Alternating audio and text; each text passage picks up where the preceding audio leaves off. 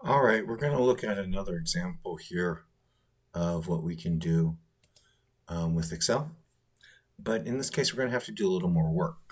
So what we have here is we have a pie chart that if we look on it, we have the frequencies that are attributed to each class. And so what we need to do is we need to build our upper and lower boundaries, find our midpoints, and use the frequencies to estimate the mean and the sample standard deviation. So what we're going to have to do is we're going to have to open Excel, and we're going to have to write our classes. So we're 0 to 4, so we have a class width of 5 all the way up to 30. So we'll create a blank workbook here because the data isn't going to come down with this. And again, I'll make my view. But I'm going to let Excel do the work for me. So my lower class, I'll just put LC.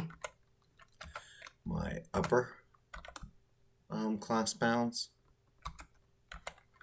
and then a midpoint. So we start with 0, and we go up by 5.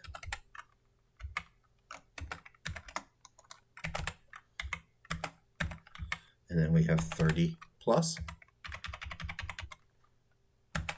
And so these will be 1 less than the next lower class point.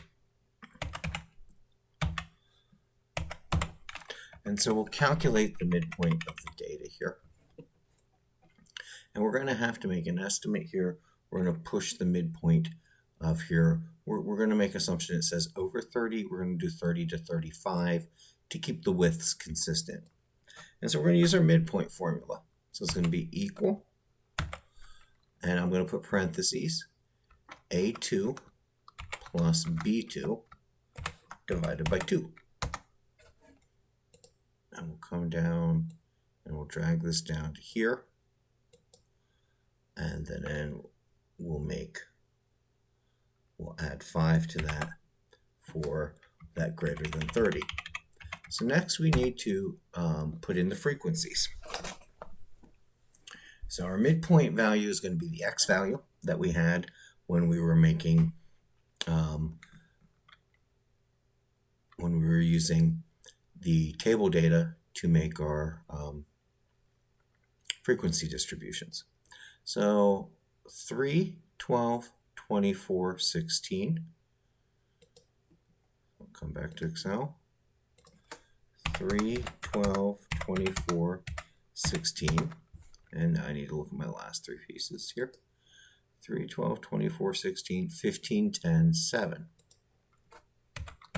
15, 10, and 7. So I've gone through the work of copying the information from the chart.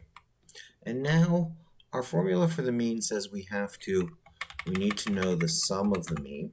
So we need to know n, which is the sum of the mean. So I'm going to do sum of D2 to D8. I'm sorry, the sum of the frequencies. And so there's 87 pieces of data. And then to find the mean, we need to do x times f. And x is our midpoint. So we're going to have equal C2 times D2. And again, what's nice is we can take that and bring it all the way down.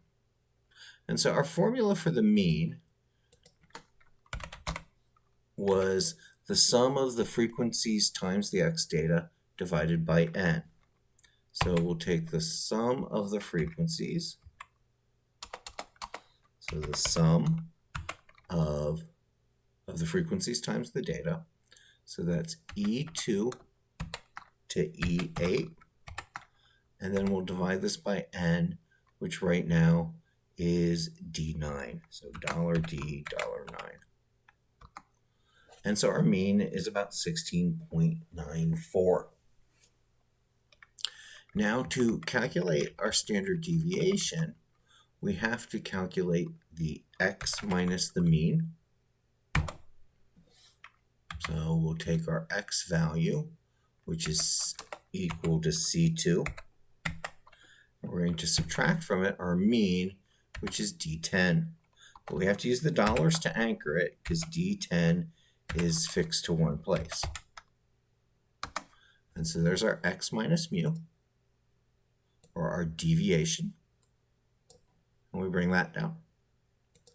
Then we're going to want to find our deviation squared. And so that's going to be all of these squared. So we're going to equal F2 to the second power. And we're going to pull this down. Oops.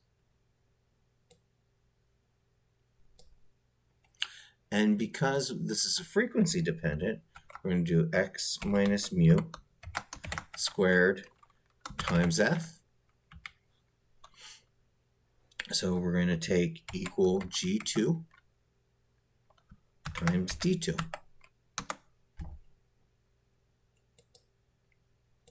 And we'll bring that down. And so now this is a sample, so we're going to have to create a sample standard deviation. So we want the sum of this divided by n minus 1. So the standard deviation is equal to the sum of H2 to H8 divided by parentheses, because we have to do this minus 1, D with the dollar to anchor it, 9 minus 1. And we have our standard deviation.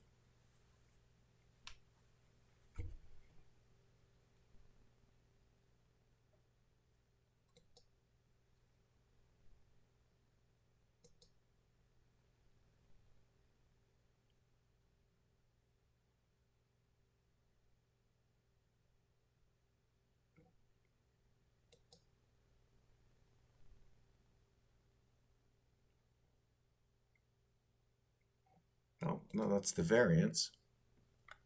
It's the variance. Let me call that the variance.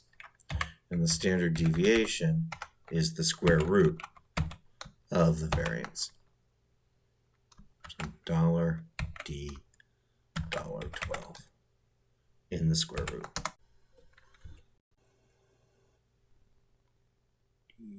Oh, D11, $D, D11. Sorry for my little bit of typos there. And now we have the standard deviation of our data set. And so we can estimate, because this is an estimation based off of tabular data, using the midpoints and the frequencies to recreate the columns that we need.